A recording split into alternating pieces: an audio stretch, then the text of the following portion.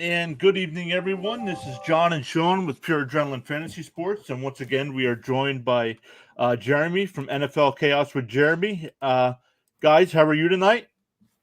I'm good. Jeremy, how are things out on the West Coast? I'm great, man. 3 McDoubles and a medium Coke, and I'm feeling good. 3 McDoubles. Oh, man, that's good. Good stuff. So lots going on in the NFL. This ain't no happenstance. That's from Green Bean's store over there. But let's see. We need to talk episode 3. Thanks for the responses on Twitter and on YouTube, everyone. Keep the comments coming. But this week we have topics of Alvin Kamara was arrested over the Pro Bowl weekend. Kyler Murray is in the news. Levy Smith got hired. I thought the Pro Bowl was absolute garbage. We have the Super Bowl on Sunday, and we have the NFL honors tonight. I didn't put that on the list, but we have that tonight. And we'll answer the comments and questions in the chat. So if you have something, go ahead and post it over there in the chat. But guys, let's start with last weekend's news. Alvin Kamara being arrested after the Pro Bowl. Apparently the NFL knew about the situation and still let him play in the game. Guys, any thoughts on not necessarily the incident, but the NFL knowing and still allowing him to play in the game? I don't know. I feel like the NFL probably should have pulled him from the game, but they might have just said that they already pretty much knew that the cops were going to come in and get him after the game, so they probably just allowed him to play it and then figured they can get him after the game, which they did right in the locker room. I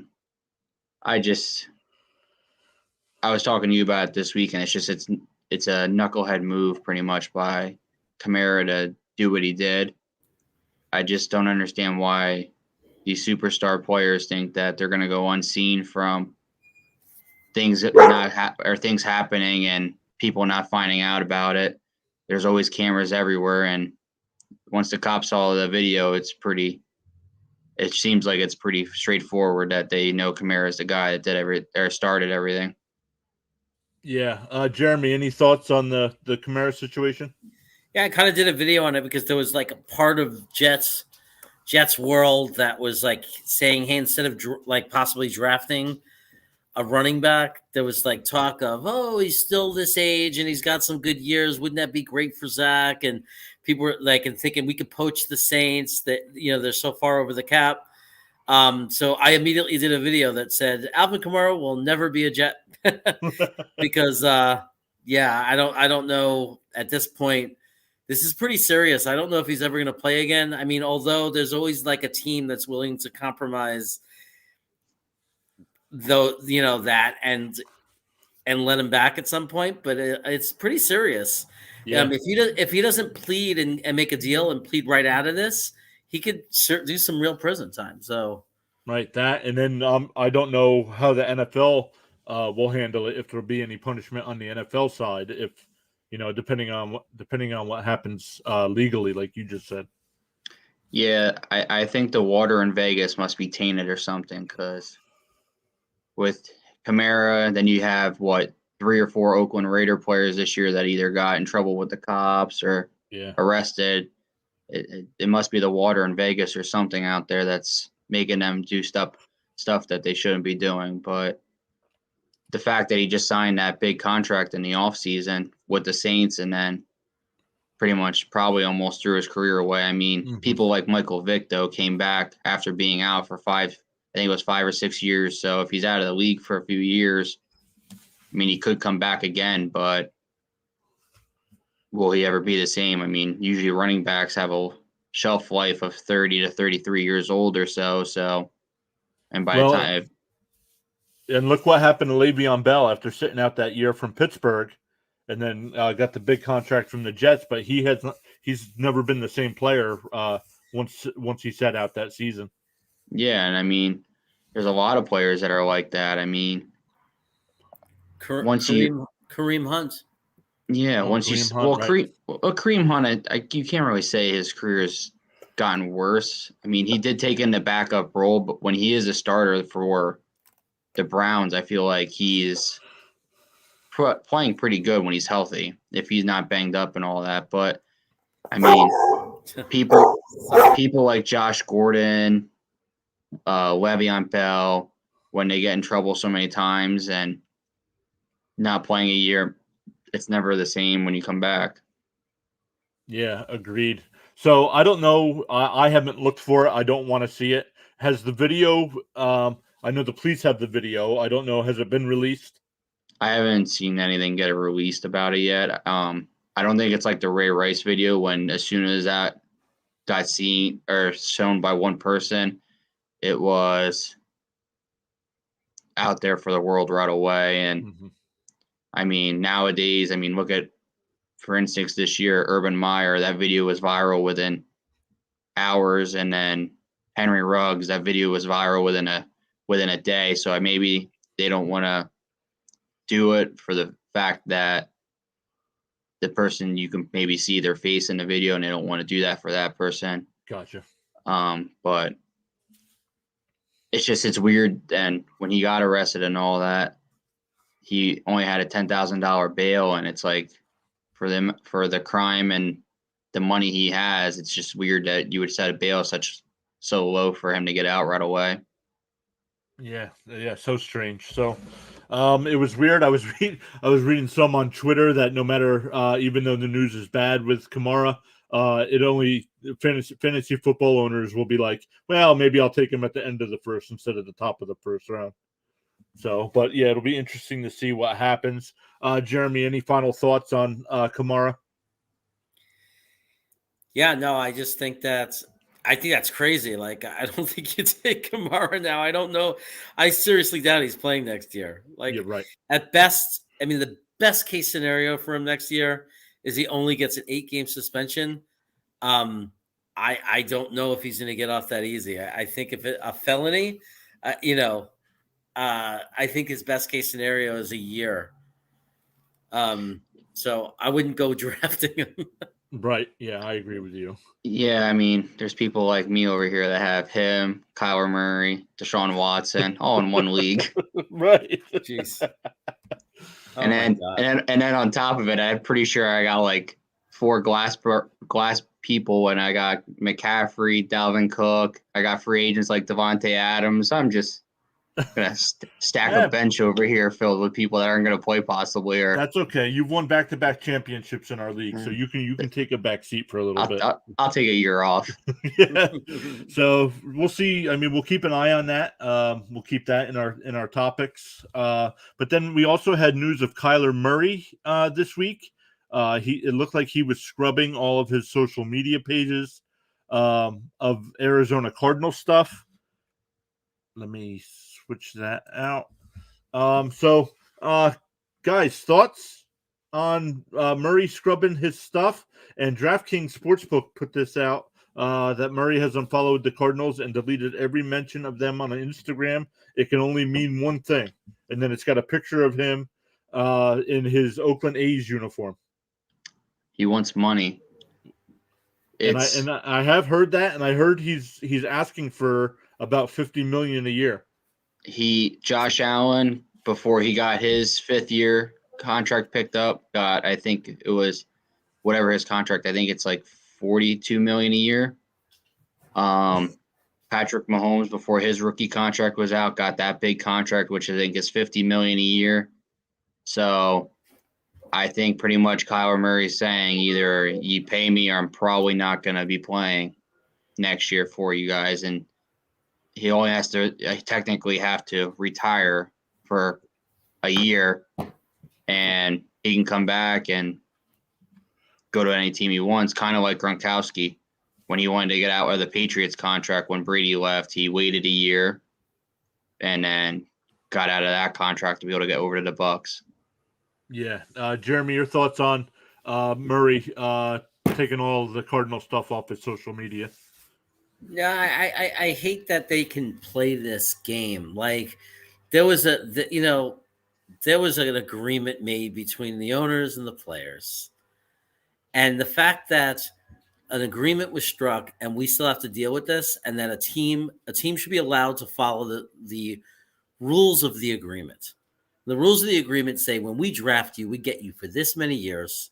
Mm-hmm. And if we want to, we can negotiate a hometown discount, to give you money sooner for an extended deal at some kind of discount. But if we can't work that out, then we worry we could tag you. We could go through this process that was agreed upon. And now we get these players that are able to get around it, hold out, do this and that. And I think the next time they go to that table, and this needs to be fixed. It's not, and I'm saying that in fairness to the Arizona fans. I mean, these guys are getting millions of dollars. They're multimillionaires playing a game that, man, I play with my students for free. And I'm not saying there's not risk to football or anything like that, but it's like, we're talking about now $40 million a year, $50 million a year. And it's not fair to their fans. Like this is going to interrupt. Now their team is going to get crushed over this possibly. I don't like it. I miss the days where you draft a team and your guys wanted to be there. And it's bad enough for free agency where guys just jump around everywhere. But now we have to deal with guys that don't even fulfill their rookie contracts. Mm-hmm. It's just got to be fixed. Yeah. Yeah. But I think also, if I'm not mistaken, you might be able to shed light on that one, on what I'm saying, John, is when he signed with the Cardinals or got drafted by the Cardinals, didn't he already get drafted that year or prior to the Oakland A's and have a contract? I don't know if he had a contract with Oakland. I'll have to look that up.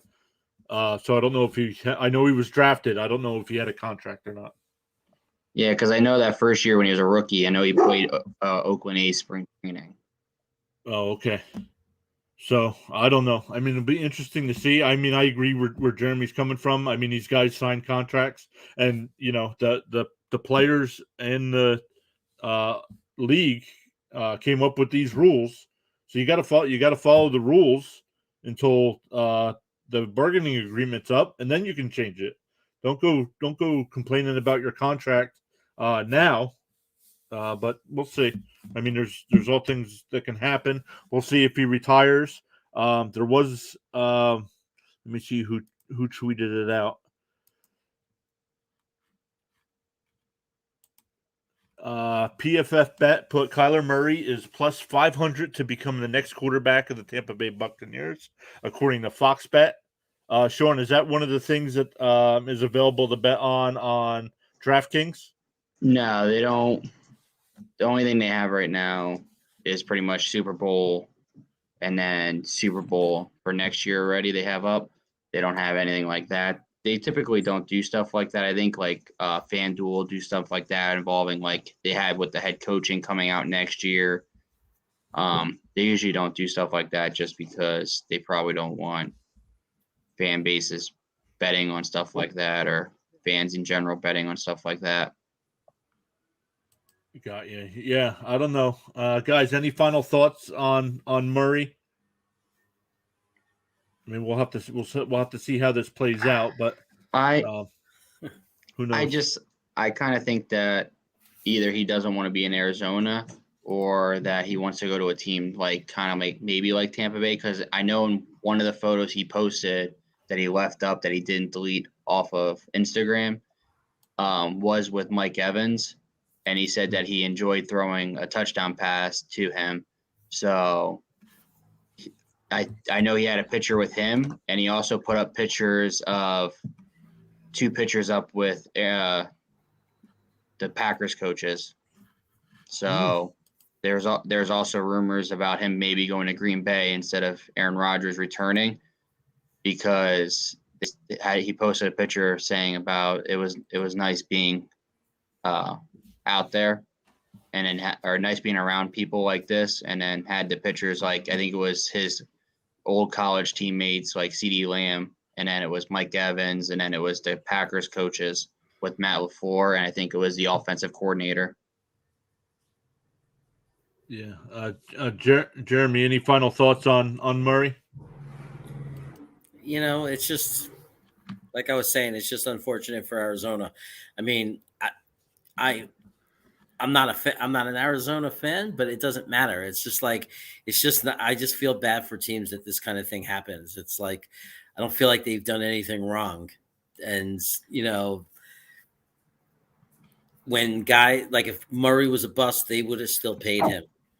If, like Carolina's still going to pay Sam Darnold $17 million. Like Right.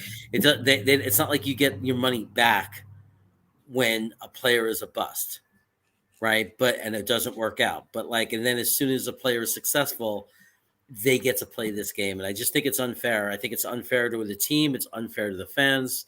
I think it just hurts the game.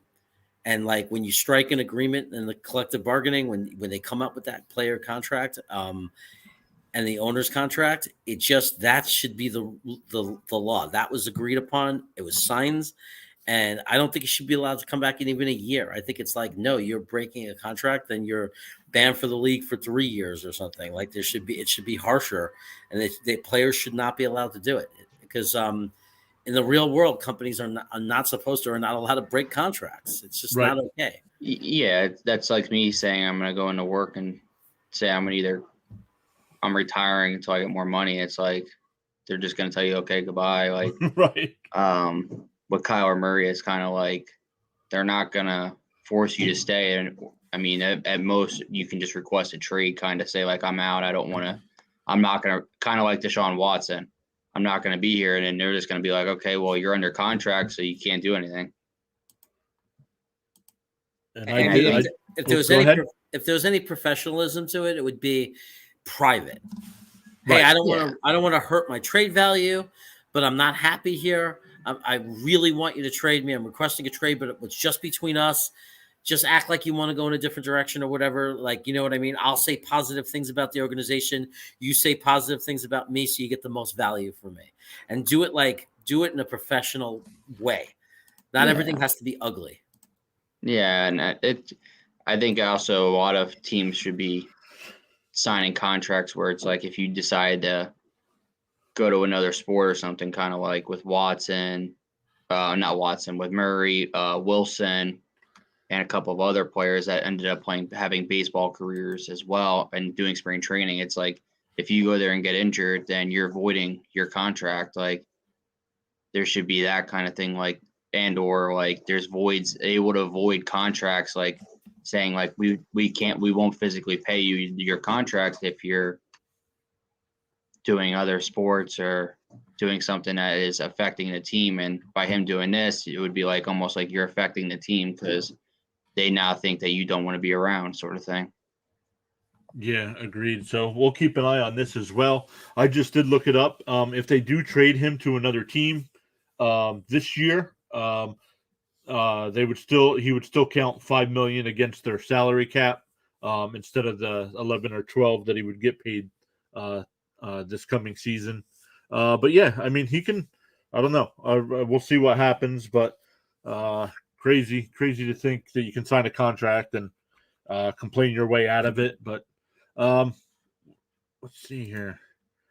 We have Levy Smith back in the NFL as a head coach. He was the defensive coordinator last year for Houston, but he's back as the head coach. Guys, initial reaction to Levy getting the job? It was Brian Flores until he sued the NFL. Pretty much is the easiest way to look at it. I mean, it was his to take. So with him deciding to sue the NFL, it kind of affected his outcome for him getting another NFL coaching job this year at least. But I mean, I don't know if Levy Smith will really make a difference for Houston. I mean, he coached, I think was it Chicago and Tampa Bay in his career? Chicago and Tampa Bay, yep. And I mean, none of those teams really were successful. So can he make a turnaround for Houston? Probably. I mean, they don't really have any further they can go down. It's only upward from where they're at. So I think he could help, but it's not going to be anything that's going to be a 2-3 year thing. It's probably going to be a long-term thing. And honestly, I don't even see Houston keeping a coach around for more than 5 years for the fact they fired their last coach after 1 year and he didn't even get a chance to draft anybody or have any control. And he was also without Deshaun Watson, who he probably took the job thinking he was going to have. Right. And you said something about, I mean, Levy Smith, he did win 3 division titles in the years he was with the Bears, including going to a Super Bowl. So, I mean, he wasn't bad. And after 2 years in Tampa Bay, they got rid of him. But he was on the up, like from year 1 to year 2. They went from like I didn't write it down. I think they went from like 2 wins to 6 wins. So they were moving in the right direction. Yeah. When they fired him, and since 2016, he was the head coach from 2016 to 2020 at Illinois. So he's been in coaching. So it's not like he's been sitting at home this whole time. Yeah, the only way I look at it though with his Chicago years is that it was kind of like the end of Brett Favre's career and Aaron Rodgers' career kind of getting going. So it's kind of like he didn't really have, and with Minnesota and Detroit, they were bad at most of those years that he was there. So it's kind of like he's not really playing in a division like he's going to be jumping into now and playing into, where you have Tennessee, Indianapolis that are usually really good teams, and Jacksonville, who's kind of, getting forward with what they have. And so, I mean, yeah, Houston can compete in that division. It is possible, but I don't think you're going to have 2 teams coming out of their division for playoffs in the short future, just because of the other divisions in the AFC have a lot better teams than that division, and that division already has 2 decent teams. And you look at it this year, Indianapolis, they got knocked out there in the last week of the year, and it's just, you can't, if you're not capitalizing on some team's issues and mistakes, then you're obviously not moving forward. So I think with that, Indianapolis took a step back with Carson Wentz possibly not returning. And I know T.Y. Hilton, I think, is a free agent, and there's a couple other free agents on that team. So Tennessee honestly could rule that division for a long term, just from the fact that most of their team is returning. Yeah. Jeremy, thoughts on Levy Smith getting the head coaching job? Muted. I never really understood why he parted with Chicago. I didn't know if that was mutual or what happened there, because I thought I thought it was after the Super Bowl year. I thought he had a really bad year. Oh. Or I think it was I think it was with Jay Cutler or something, and but I could be wrong. Yeah, I know he lost Ron Rivera, who's his defensive coordinator, who went to San Diego, and then something went wrong with there for Rivera at San Diego, and he left. But he ended up having he's pretty fairly successful. He went to a Super Bowl too. I don't know. I think it's like they might be. I would expect and think that he's going to be there for part of the rebuild, and then they're going to cut him loose before he gets to get any of the glory or any of the playoffs. Like, I can imagine it'll be that same kind of situation that he experienced at Tampa. He'll get them to 6 to 7, 8 wins or something, and then be let go, and some other coach will get to take over and have this young team that just rebuilt that they can win with or whatever. That, like, I kind of see that scenario playing out already. Yeah, agreed. Yeah, I agree. So, I mean, I don't know. I know there's only 32 jobs in the NFL, and people say, well, if you get offered one, you got to take one. I don't know. I don't know if I would have gone to Houston or not, but still not knowing what's up with Deshaun Watson. But we'll see.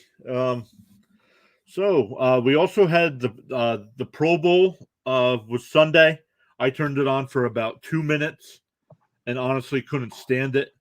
I know. Honestly, Sean, I think I texted you. They should just turn it into a flag football game. Honestly, yeah. Get rid of the pads and helmets and just play flag football. It would have been more fun to watch because that was just atrocious to me. Yeah, I mean, look at the quarterbacks they were throwing. They were lobbing balls up, and the receivers are just standing there like watching it go over their head right into another team's hands, and it's just it. I think the last minute in the second quarter, I think there was 3 pick sixes or something. It's like there was just no point in having that game. I mean, kind of like I think what Jeremy said last week. Have it, or I think on Sunday he said it. Have them play the skills showdown, and it's more exciting. I mean, you could have had better teams than that, than what they had, and more fun and more people watching it. Yeah, I don't know. Jeremy, your thoughts. First off, did you watch the Pro Bowl? And if you did, what did you think? Muted. Sorry, trying to keep the dog out of the video. But I think I watched like 5 minutes of it. It was just impossible to even watch. And I got to tell you, it's the truth. I mean, the day before, I watched and enjoyed the dodgeball game that they had for the players much more than the Pro Bowl. It was fun to watch them play dodgeball and to watch them show off their skills and their reflexes, and of course, it was like Diggs, both brothers lasting to the end because they have the hands. And I mean, but it was more interesting to watch that kind of stuff than just watch a football game that nobody cares about. Like the guys in the field don't care about it. It's just this meaningless game. And I understand like the way it is because of injuries and just the risk of playing a game that means nothing is scary nowadays. It's like you blow out your Achilles during the Pro Bowl. I mean, that's it's such an awful thing to have happen.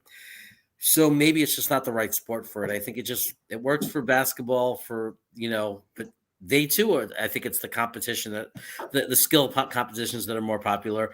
I think, and just like with baseball, it's the home run hitting contests that are more popular. I think maybe it's just like every other sport. All the sports got to realize nobody cares about the game anymore, but it is fun to have a weekend where you get to celebrate the best in the sport and watch them do interesting things and show off their skills and talents in other ways. Well, I mentioned it to John, I think, on Sunday. I think it would have been more exciting to watch Detroit versus Jacksonville for the 1 seed in the draft and watching the Pro Bowl and at least let two teams battle it out. When you first texted me, I'm like, yeah, that is a good idea. But then the problem you have with that is, what about the guys that are going to be free agents? They're not really going to care on whether their team gets a first round pick or not. Kind of like college football with their bowl games. They just opt out. Guys opt out, maybe. What do they care? If they opt out, I mean, they're just showing they're not happy with the team and obviously don't want to re-sign there, obviously. But it could be like if you opt out of that game, then you can't re-sign with that team. You're pretty much opting out from playing with that team. So It could be something like that. But like I said on Sunday, the Pro Bowl would it be more exciting if it was middle of the season? Would it be more exciting if they took say week 9 and had a break right in between, and then after the conference championship last week, it would go right to the Super Bowl? Have it that the Super Bowl leads up to that next week. You have the media during the week and all that. Could it be something like that in the future? Maybe. I mean, but then what if you do that and say Joe Burrow's in the game and blows out his Achilles, in the All-Star game, and then it would be then he misses the rest of the year. It would just be like if you say that someone got injured on Sunday and they tore their ACL and you're out for 9-12 months. It wouldn't be any different than that. I guess you would have to think it would be kind of the same scenario. What happens if people walking off the practice field tripping over a blade of grass get injured? Right. Jeremy, any thoughts on maybe moving it to the middle of the year?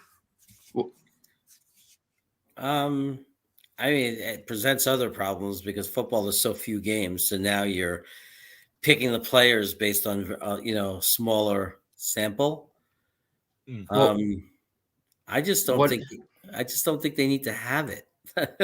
Right. What about instead of, because since they shortened the preseason, you have the Hall of Fame week. What if you had it during the Hall of Fame game? Instead of the Hall of Fame game having 2 teams, you had the Pro Bowl game in the beginning of the year. Maybe. You have a vote you vote on it from the year prior, or it's the best players, because then it gives the teams that played in the Super Bowl a chance if they're in the Pro Bowl, kind of like Burrow, Jamar Chase, Cooper Kupp, Stafford. those people don't get acknowledged because they played in the Super Bowl, kind of like Tom Brady. He was voted in the Pro Bowl 16 times. He only got to play 2. Oh, darn. How many I Super Bowls know. did he get to play in? 12 or 10 or something.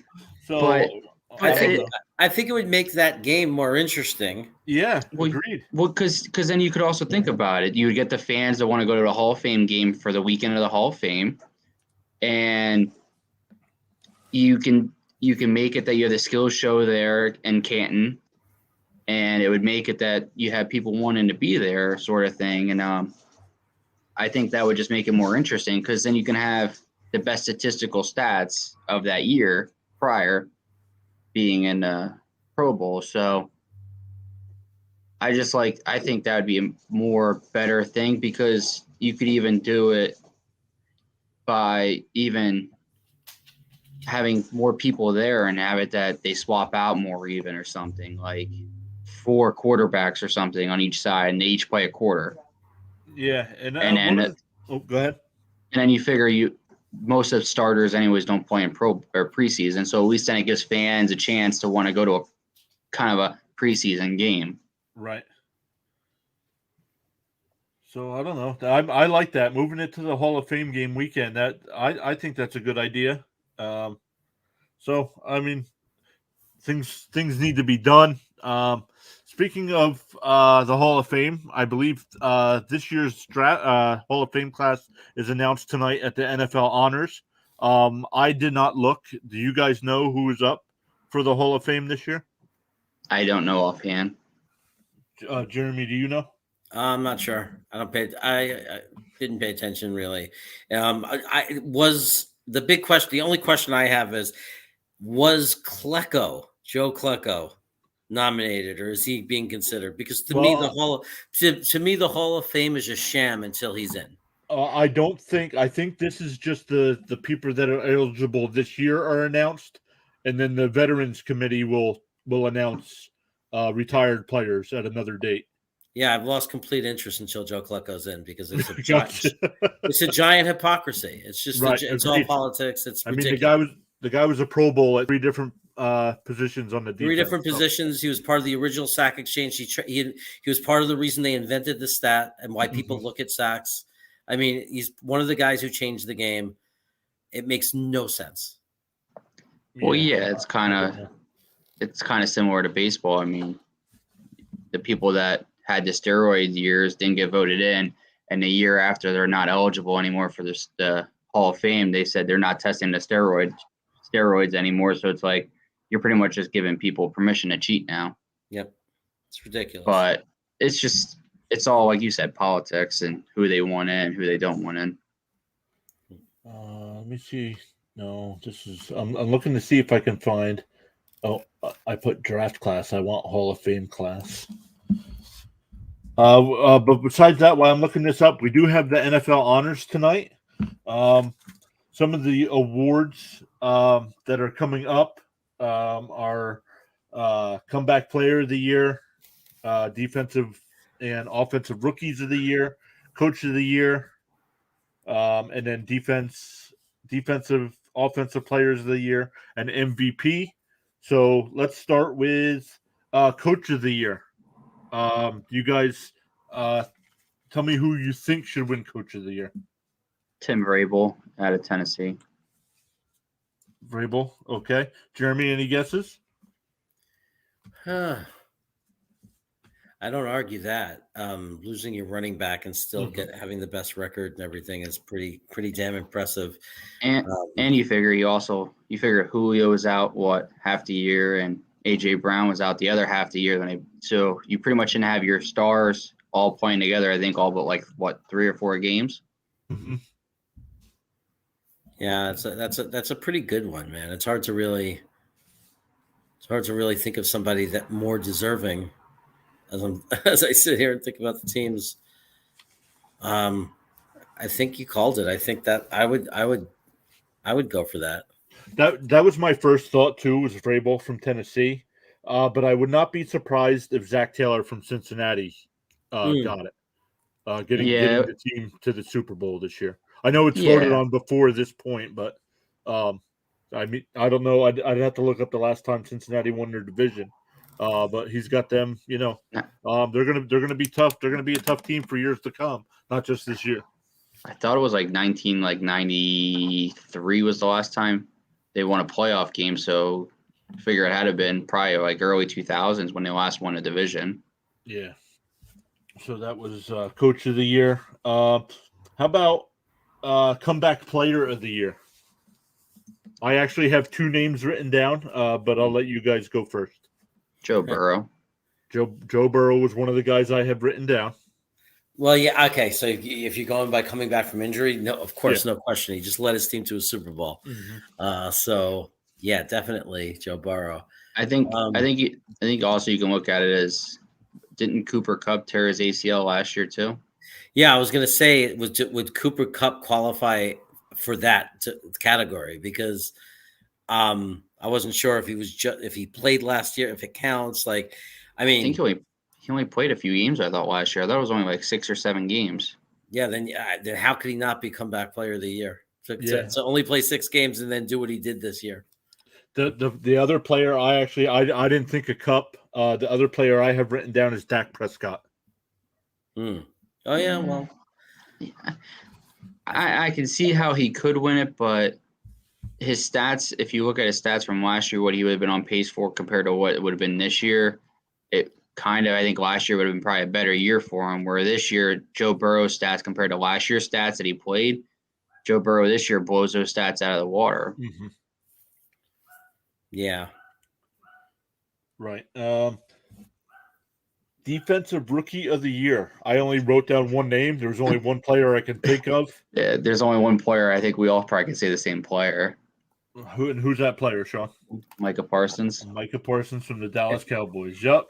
Honestly, I wouldn't be shocked. I wouldn't be shocked if he doesn't win Defensive Player of the Year and Defensive Rookie of the Year. Honestly, because he could take both those awards home, because he lined up at 2 different positions, and he honestly played better at the secondary position of being as a defensive line over being a linebacker.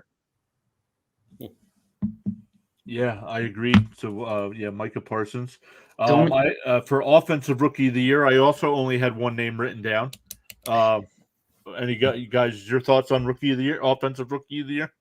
Jamar Chase. Yeah. Jamar Chase. Yep. Yeah, okay. Good. There was only other person that really could have put their name out there would have been Mac Jones, but I agree with that too. Yeah. But Jamar Chase going further into playoffs, that helped him, and I also think the only other name that could have been mentioned would have been Najee Harris too. I think, but he didn't really put up a statistical good year that he thought he would have. I think he was well under what he thought he could have done. And which he was still. I mean, he still had a great year, so it's not.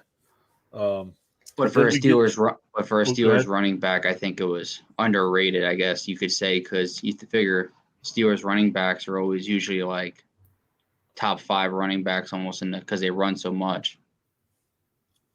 Yeah. And then Defensive Player of the Year. You did bring up Parsons again, but actually to me, TJ Watt is the guy I think is going to win it. He had an unbelievable year. He ties the all-time sack record in four less games than what did he only play 13 games this year? 14 I thought. 14 games. So 3 less games, yeah. And you figure in those 3 games that he missed, 2 of them were against the top 5 worst offensive lines. So could have been? Even watching that game, I still think he should have broken the record. I think he actually broke the record, but they didn't give it to him. But they gave him a Tyler Huntley run or something. He fell forward for a yard, and they counted it as a quarterback run. They said. To me, Watt was not only like the sacks, he was the biggest impact defensive player in the NFL for his team. The Steelers end up with their first losing season without him. Right. He single-handedly in my mind stopped them from having a losing season. The impact he had was just unbelievable. The like to have one player impact wins and losses. It's a much deserved award for him. And like the guy, Micah Parsons, obviously, is a guy in the future who might be taking that award and winning that award. But I also I really like the guy from Indianapolis too, Leonard, just because of the turnovers he causes. I think he has such a tremendous impact on football games because he's just the best turnover creator I've ever seen. Yeah, and honestly, when you say about just having one MVP, I think they should do is have an offensive and a defensive MVP, just for the fact that no defensive player will ever earn that MVP award unless you break the record for sacks and a turnover ratio probably. But I feel like they should have a defensive MVP award for players like Aaron Donald, TJ Watt, Micah Parsons, kind of to let them have an award that they deserve as much, because besides a quarterback, it's rare to see anyone win an MVP award anymore. Yeah, agreed. But then that brings us to offensive player of the year. I did write down 4 names, but to me, the only one should be Cooper Kupp. The other guys on my list, I had Jonathan Taylor, Deebo Samuel, and Tom Brady. Any chance any of those other guys beat out Cooper Kupp for offensive player? I could see Deebo having a chance just because he single-handedly carried the 49ers to not only the playoffs but almost to the Super Bowl. The guy was from week 1 on played 2 positions. Technically, if you count kicker and punt return, he played 4 different positions on the team, and so I think that would be the only person that could deserve it over Cooper Kupp. But I think Cooper Kupp almost breaking the all-time record for yards in a season and with receptions and the amount of yards that he was averaging a game is just mind-blowing. Yeah, agreed. Jeremy, any thoughts on anybody besides Kupp getting offensive player? I think it's clearly Cooper Kupp. I mean, he had almost. I mean, he had he just fell short of major records, right? I mean, it's just a record-breaking season. I mean, to do 2 different with yards and receptions, the touchdowns, the impact he had on his team. I do agree though that Deebo Samuel and Taylor are the right names to give honorable mentions.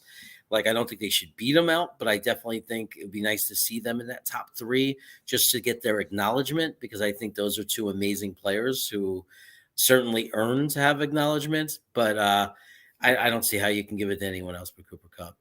Yeah, agreed. And then that would bring us, I know there's other awards too, but that would bring us to MVP. I wrote down 4 names. I wrote down Rodgers, Brady, Stafford, and Kupp. I'll let you guys go first on who do you think wins. Who would you pick as your MVP, and who do you think wins the MVP? Who I'd pick would be Cooper Kupp. Who I think wins is Tom Brady. Unfortunately, wins another MVP award.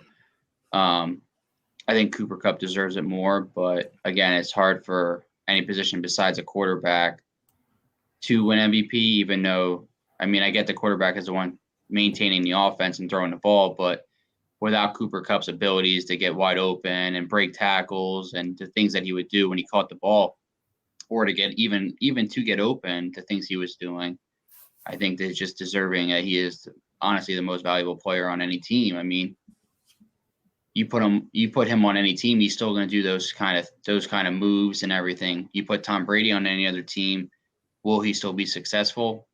Maybe on maybe 5 or 6 other teams, but I honestly think that wide receivers and running backs deserve more honorable mentions at being an MVP over quarterbacks only. Jeremy, who's your MVP? And if different, who do you think wins the MVP? Yeah, I think I agree. I think just knowing how football works, I'm learning more and more about how things are made. Like, it's not everything as honest as you think. Right. I'm not saying I'm not one of these lunatics saying there's magnets in the ball or anything, but but there's the league definitely, I think we're learning, does things. And it's just too good a story for them to pass up on. Mhm. Brady retires the year he wins the MVP. That's just going to happen. I'd be shocked if it didn't. I think Cooper Kupp had a better year at his position than Tom Brady had at his position. Mhm. So, and I think he had just as much the impact. It's hard to say who had the bigger impact because I think that the Tampa Bucks aren't the same team without Brady. I think that they wouldn't have gone as far as they went without Brady. But I Right. don't think the Rams would be here without Cup. So, I mean, I call it a tie in that department of impact on team. But when you say who had the better year for their position, Cooper Kupp had the best year of any player for his position. Right. It was a record, it's hard to say. It wasn't a record, but it was like he danced or flirted with one of the best records you could flirt with. You know what I mean? Just like the enormity of it. Like it's a big deal. Only one other player's ever achieved that in two different categories. He's, like in all the years of football, all the great players that there are. It's an amazing, amazing thing. And it's impossible for me not to say that earns him MVP. I look at it this way though. Cooper Kupp might not win the regular season MVP, but I think he has a good chance to win a Super Bowl MVP, and I feel like that would be more important, honestly. Yeah, agreed. I think Cooper. I agree. I think Cooper Kupp deserves the MVP. And at first, I was going to say they were going to give it to Rodgers, but yeah, I think just because of the whole Tom Brady retirement situation, and I think unfortunately he gets named MVP. But it'll be interesting to see. I believe they're on tonight at 9:00 Eastern time, so hopefully that'll be fun to watch. But I do have the list of the modern era player finalists for the Hall of Fame. It looks like they have them in alphabetical order by last name. So the finalists are Jared Allen, played most of his career with the Minnesota Vikings. Willie Anderson, offensive tackle from the Bengals. Rondé Barber from the Buccaneers. Tony Baselli from the Jacksonville Jaguars. Leroy Butler from the Packers. Devin Hester from the Chicago Bears. Torrey Holt from the Rams. Andre Johnson. Sam Mills, linebacker from the Saints. Richard Seymour from the Patriots. Zach Thomas from the Dolphins. DeMarcus Ware from the Cowboys. Reggie Wayne from the Colts. Patrick Willis from the 49ers. And Bryant Young from the 49ers as well. Some guys that definitely stick out that will definitely be voted in for me are Tony Baselli, Devin Hester, and Torrey Holt. How about you guys? I agree with you with those. I also could see Rondé Barber even maybe making it in this year. But besides that, I don't really see any major names. I don't think like Andre Johnson or Jared Allen get in this year on their first year in. Even with Bryant Young, I don't think he makes it this year. Or Patrick Willis. I just think Patrick Willis didn't play enough career to be Hall of Fame worthy, honestly, in my opinion. I think he only played like 6 or 7 seasons. Yeah, but 7 besides, years. Yep. Yeah, I just don't think he played enough years in the modern day games. I mean, he played, I think it was like 2005 to like 2012 or 13. Yeah, close. 7 to 14 is when he played. Yeah. So to play in those years and to want to say you're Hall of Fame worthy, you didn't win a Super Bowl in those years. I mean, yeah, you might have put up great numbers, but you can't allow everybody to be Hall of Fame worthy, or else you might as well just tell everyone they're a Hall of Famer. And actually, Jeremy, I'll let you give your thoughts. There is another after looking over the list again, there is another player that I think gets in this year. But yeah, any of those players stick out to you? It's amazing. We all agree. I mean, Boselli, like as soon as you said his name, that jumped out at me because he was, like Rofe was when he played for the Saints. It's like there's just certain guys that are just the best at what they do for such a long time. It's just how could they not be in? Like it was just so he was just a staple guy. Like he's got to be in. Seymour jumped out to me, but I don't know Richard. But I don't know how long he played. Like does he have the years? Because I think that like in his prime, I mean, I think he was pretty dominating and awesome. He does. Yeah, he's got 11 years. He played from 01 to 2012. Right. Yeah, I think he played enough because also being an offensive lineman to play 12 years is a long time for their career when you're getting rolled up on how often. Right. Yeah. Right. So yeah, a D lineman should be plenty. Yeah.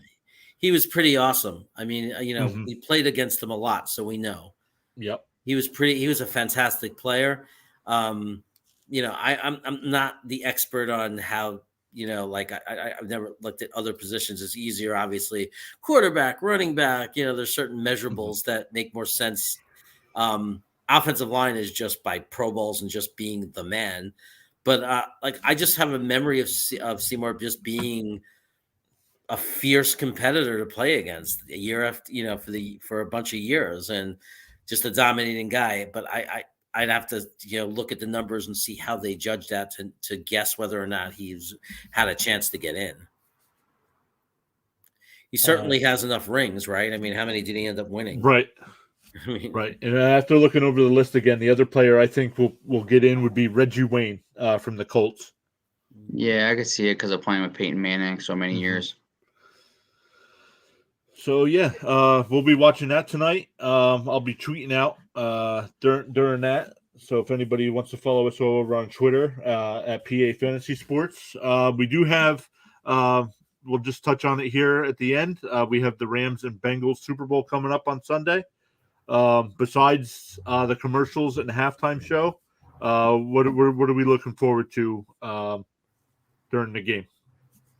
Just you have pretty much two teams that are two coaches, two quarterbacks, a lot of players that have never been in a Super Bowl that are probably about 60 minutes away from winning their first Super Bowl ring. So honestly, you can't disagree. It's going to probably be one of the most exciting games of recent time, just for the fact that you're having two new teams that are going to win the Super Bowl and two teams that honestly deserve it after years of being really bad teams and drafting and free agency have gone their way to make it this far.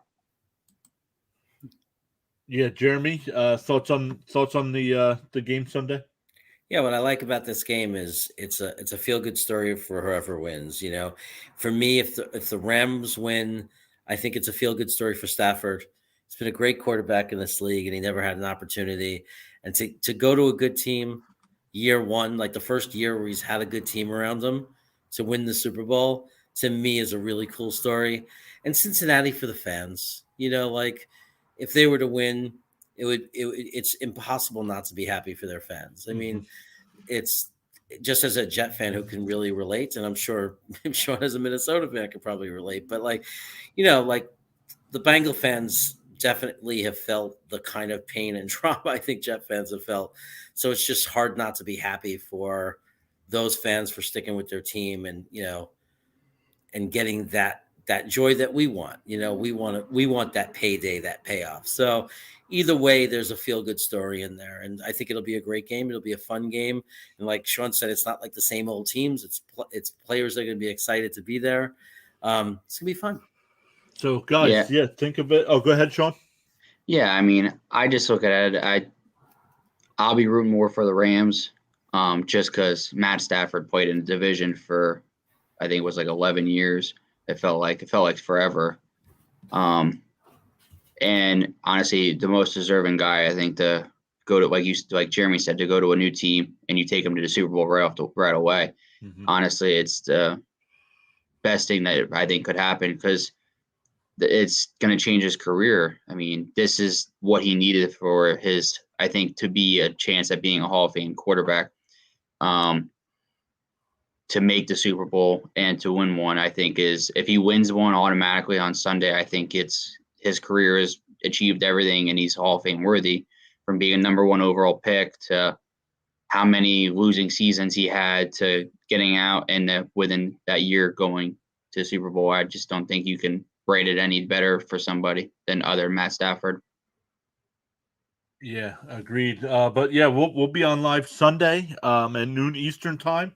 We'll look a little bit deeper into the game and we'll make some predictions for the game winner, maybe some MVP predictions as well. We will have LA Rams YouTuber Payo Time on Sunday as well. He's already confirmed that with me that he'll be on Sunday for our stream.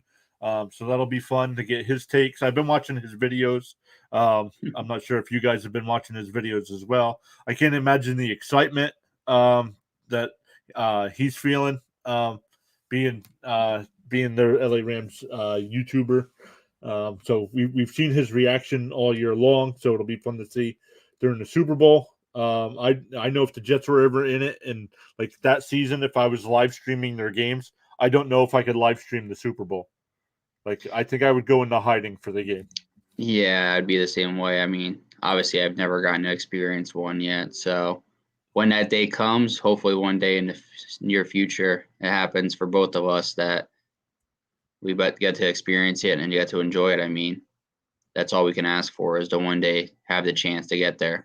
Knowing our luck, we'll face each other in the Super Bowl. That's fine. Jeremy, any final thoughts on the Super Bowl? And give your channel information out if you would, please. NFL Chaos with Jeremy. And my final thoughts are it's always a fun time. I like eating, and me and my wife were thinking this year we're going to make a giant nacho theme, and we're going to make it all. We're not going to, instead of ordering it, we're going to do it ourselselves and like make an amazing like meat, sour cream, guacamole, cheese, nachos. And we're going to do a little bit of watch party on my channel. So not the whole game, but me and my brother will go up and do a portion of it just as a final thing. And it's also a little sad because when the game's over, our favorite sport to watch is over. And that's kind of a bummer. But then in about a month or so, I guess, we'll have the excitement of the offseason. Right, agreed. Yeah, the NFL free agency period starts like March 16th or something, so we're not far away from that. Is it March? Oh, go ahead. I thought it's March 9th.